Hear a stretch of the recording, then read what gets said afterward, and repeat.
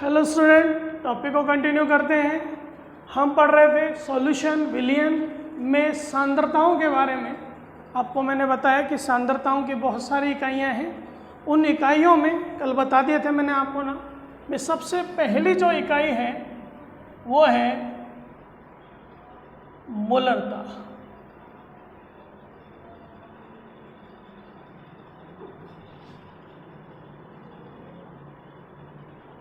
Molarity.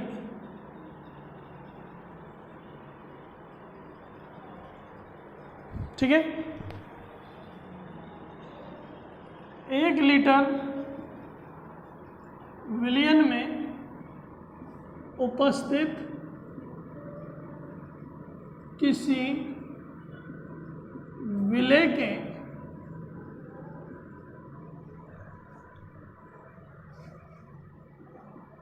मोलों की संख्या को ही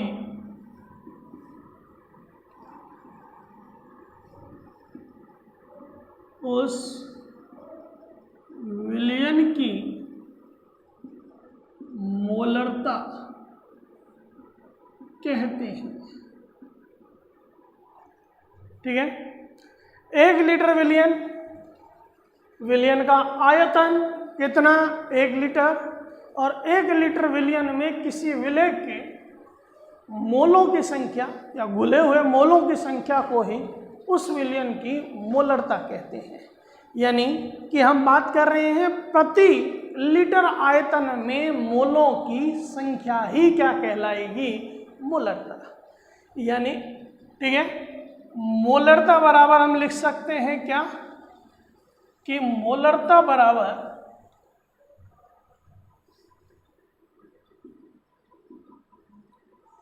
विलेय के मोल, और प्रति लीटर आयतन की बात हो रही है तो आप क्या कहोगे? विलियन का आयतन। किसमें भाई? लीटर। विलेय के मोल बटे विलियन का आयतन लीटर। अब देखिए कि किसी भी पदार्थ के जो मोल होते हैं, यानी विलेय के जो मोल हैं वो कैसे कैलकुलेट होंगे? भार बटे अणुभार। मोलों की संख्या ज्ञात करने का सूत्र होता है भार बटे अणुभार। हम निकाल रहे हैं क्या? हम कैलकुलेट कर रहे हैं विलेय के मोल, तो विलेय का भार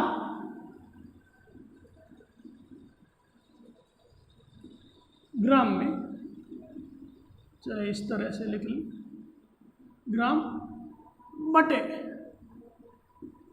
विलेय का अणुभार। अणुभार कह दो, आणविक द्रव्यमान कह दो, मोलर द्रव्यमान कह दो, एक ही बात है। ठीक है, अतः सूत्र क्या हो जाएगा? मोलरता, कैपिटल एम से हम इसे रिप्रेजेंट करते हैं, कैपिटल एम बराबर विलेय का भार किसमें भाई? ग्राम में बटे विलेय का अणुभार गुणा विलियन का आयतन, ये होना चाहिए लीटर में। यदि ये मिलीलीटर में है तो हम इसे लीटर में चेंज कर लेंगे। 1000 का भाग दे दिया जाएगा, वो 1000 कहाँ चला जाएगा? ऊपर। ठीक है, यानी आप ऐसा भी कह सकते हो कि विलेय का भार बटे विलेय का अणुभार गुणा विलियन का आयतन, और ऊपर हो जाएगा गुणा किससे? 1000 से। क्यों? क्योंकि उस कब? जब विलियन का आयतन दे रखा हो किसमें? मिली लीटर, ml में। तो ये अपने पास में मोलरता की परिभाषा और उसका सूत्र। ठीक, अब देखिए आप यहाँ पर मेन जो बात आती है वो आती है अणुभार की। हालांकि आपने 11th क्लास में अणुभार पढ़ा हुआ है, लेकिन फिर भी मैं शॉर्ट में आपको बता देता हूँ कि अणुभार ज्ञात करने के लिए किसी भी यौगिक का अणुभार हमें ज्ञात करना है तो हमें कुछ तत्वों का परमाणु भार याद कर रखना पड़ेगा, ठीक है। जैसे हाइड्रोजन 1, ठीक है भाई, कार्बन 12, नाइट्रोजन 14, ऑक्सीजन 16, ठीक है, sodium 23, magnesium 24, aluminium 27, LeCun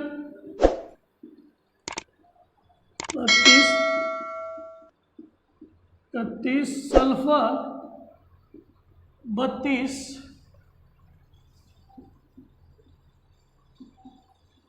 chlorine 35.5, potassium 39, calcium 40,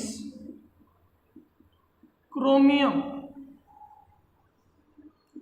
52, manganese 55,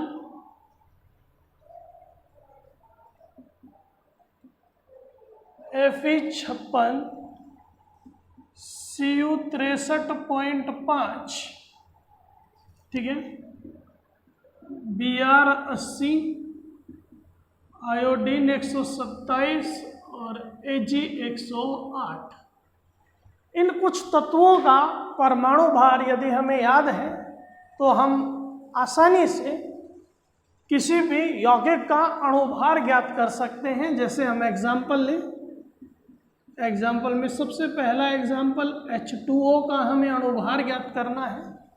तो देखिए हाइड्रोजन कितने हैं, 2, तो 2 गुणा हाइड्रोजन का परमाणु भार हो गया कितना, 1, प्लस ऑक्सीजन है 1 और परमाणु भार हो गया 16, यानी 2 + 16 बराबर हो गया कितना, 18, ठीक है।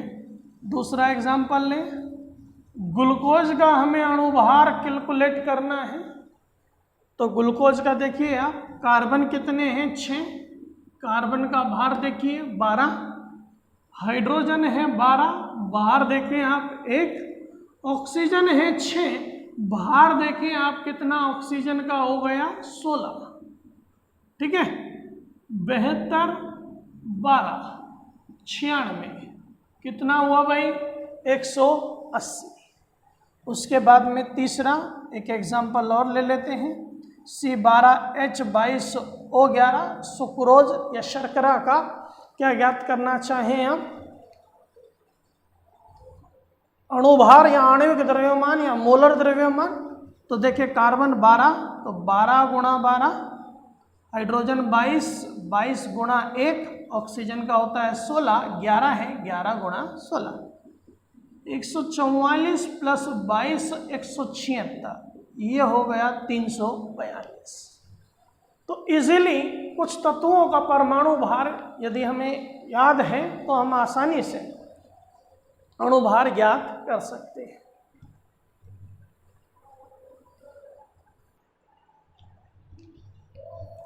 अब देखिए आप, सबसे पहली बात क्या कि मोलरता को कैपिटल M से व्यक्त किया जाता है। दूसरी बात, मोलरता की इकाई पूछी जाए तो देखिए यह सूत्र है, मोलरता बराबर विलय के मोल बटे विलियन का आयतन लीटर। विलय के मोल ऊपर हो गए मोल और नीचे हो गया आयतन लीटर में, तो हो गई क्या मोलरता की इकाई, क्या बेटा बोलो, मोल प्रति लीटर, ठीक है, यानी मोल पर लीटर, ये मोलरता की इकाई हुई। तीसरी बात, मोलरता समीकरण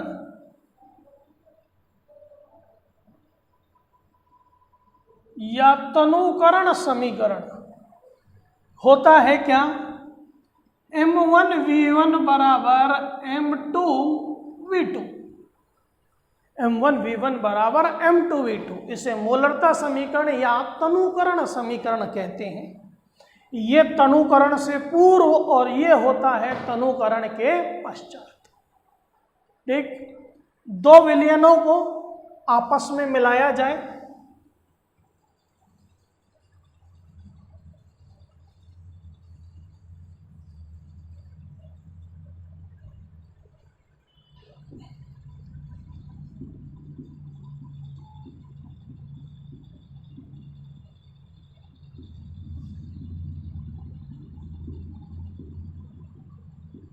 दो विलयनों को मिलाने पर मोलरता जो होगी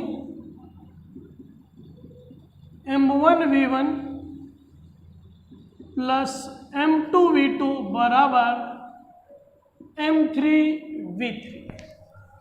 ठीक है, दो विलयनों को मिलाने पर उसकी विलयन की बने विलयन की मोलरता M1V1 प्लस M2V2 बराबर M3V3। ठीक है भाई, अब देखिए यहाँ V3 बराबर जो होता है वो है V1 प्लस V2, तो मोलरता M3 बराबर जो होगा वो होगा M1V1 प्लस M2V2 बटे V3, और V3 बराबर है V1 प्लस V2। ठीक है, और देखिए आप क्या कि यदि किसी विलयन की मोलरता कितनी है 1m, तो उस विलयन को कहा जाएगा मोलर विलयन। क्या कहेंगे? मोलर विलयन। ठीक, यदि किसी विलयन की मोलरता m/10 यानी 0.1 m है तो उसे कहा जाता है डेसी मोलर विलयन। क्या कहते हैं? डेसी मोलर विलयन। किसी विलयन की मोलरता m/100 m/100 0.01 m, इसे कहा जाएगा सेंटीमोलर विलयन। ठीक है, और देखें आप m/1000 यानी 1000, ये हो गया 0.001 m मिलीमोलर विलयन। ठीक है, m/2 0.5 m सेमी मोलर विलयन, और m/5 0.2 m सेंटी मोलर विलयन। तो ये हुआ मोलरता के बारे में कि 1 लीटर विलयन में उपस्थित किसी विलय के मोलों की संख्या को ही उस विलयन की मोलरता कहते हैं। ये सूत्र आपको मैंने बताया, मोलरता बराबर विलय के मोल बटे विलयन का आयतन। मोल निकालते हैं हम कैसे? किसी भी पदार्थ का मोल भार बटे अणुभार होता है। अणुभार कह दो या आणविक द्रव्यमान कह दो, मोलर द्रव्यमान कहते हैं, एक ही बात है। भार बटे अणुभार, तो सूत्र हुआ विलय का भार बटे विलय का अणुभार गुणा विलयन का आयतन लीटर में। ये यदि मिलीलीटर में है तो आप इधर 1000, ठीक है, या इसको मिलीलीटर है तो आप मिलीलीटर को लीटर में चेंज कर लीजिए। आगे देखें आप, एक एग्जाम्पल लेते हैं, हम एक क्वेश्चन लेते हैं, न्यूमेरिकल लेते हैं, उससे समझ में आ जाएगा आपको।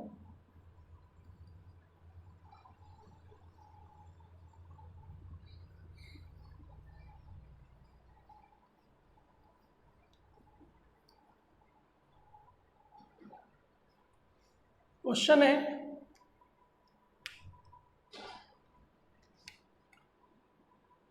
1.26 ग्राम क्रिस्टलीय ऑक्जेलिकम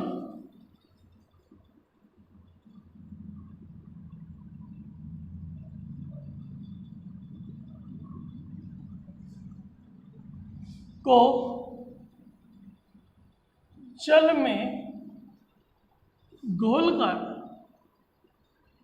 500 ml विलयन बनाया जाता है।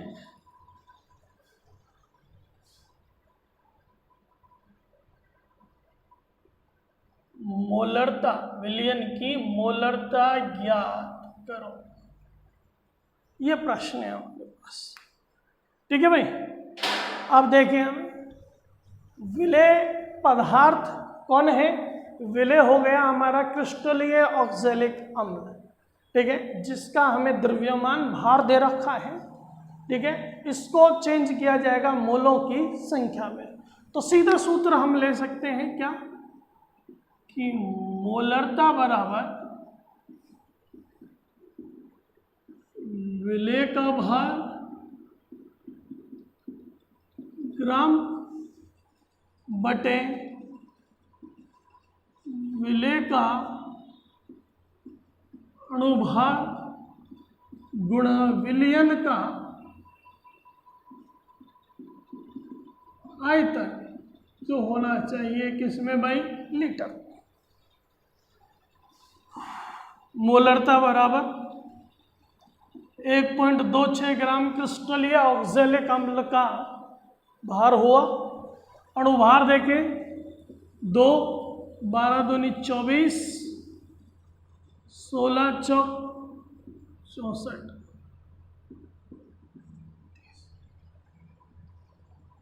126। इसका क्या आया भाई?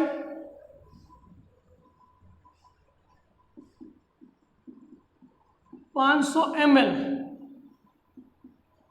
मिलीलीटर को चेंज करना पड़ेगा लीटर में, यानी m बराबर 1.26 मोलरता बराबर बटे 126 गुणा 500, और ये हो गया 1000।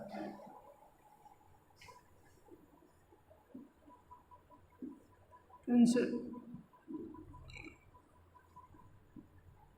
m बराबर 1/50 बराबर 0.02 m या मोल पर लीटर। ये हुआ, ठीक है, सॉल्यूशन। आगे देखें आप, सांद्रता की दूसरी इकाई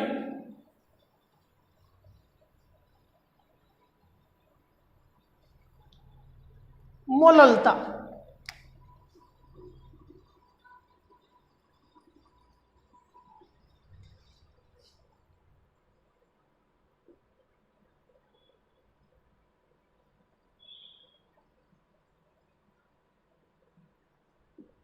मोललिटी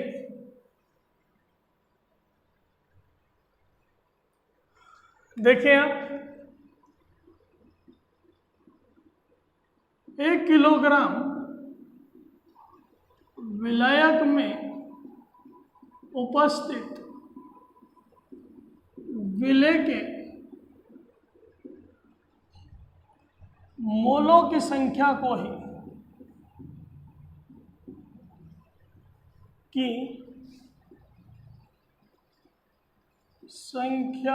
ही उस विलयन की मोललता कहते हैं, ठीक है। और स्मॉल m से इसे व्यक्त किया जाता है। इसमें और मोलरता में इतना सा ही अंतर है। वहाँ हमने कहा 1 लीटर विलयन में उपस्थित विलेय के मोलों की संख्या, यहाँ हम कह रहे हैं 1 किलोग्राम विलायक में उपस्थित विलेय के मोलों की संख्या। यानी सूत्र क्या हो जाएगा? मोललता बराबर क्या? मोललता बराबर हो जाएगा विलेय के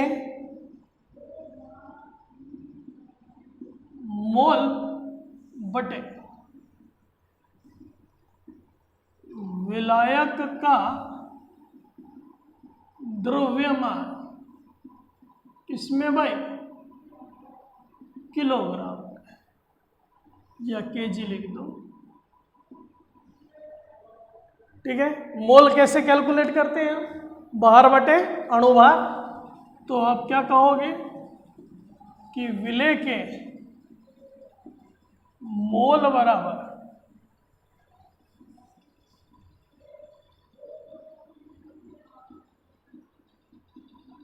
विलेय का भार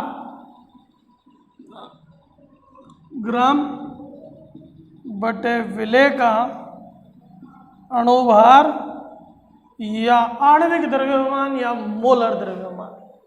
ठीक है, अब देखिए मोललता क्या हो जाएगी भाई, स्मॉल m बराबर विलेय का भार ग्राम बटे विलेय का अणुभार गुणा विलायक का द्रव्यमान होना चाहिए किसमें, किलोग्राम में। ठीक है भाई, आगे देखें आपको बता ही दिया मैंने ये कि रिप्रेजेंट करते हैं हम किससे, स्मॉल m से, और इसकी इकाई जो होती है वो होगी मोल प्रति किलोग्राम। ठीक है, या मोल पर केजी, मोल केजी इनवर्स, ये इसकी हो गई इकाई।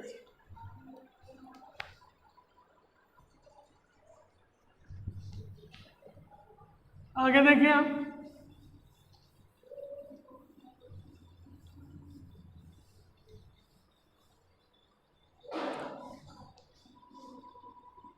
क्वेश्चन देखिए 9.8 ग्राम H2SO4 को जल में घोलकर 250 ml विलयन बनाया गया।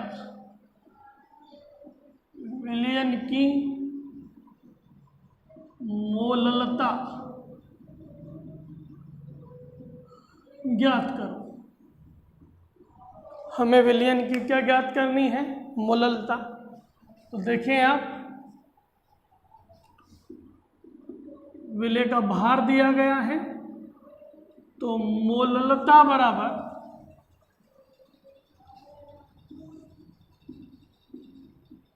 विलेय का भार ग्राम बटे विलेय का अणुभार गुणा विलयन का विलायक का द्रव्य है मान, किसमें भाई, केजी। विलेय का भार हुआ 9.8 बटे विलेय का अणुभार H2SO4 का अणुभार 98, विलायक का द्रव्यमान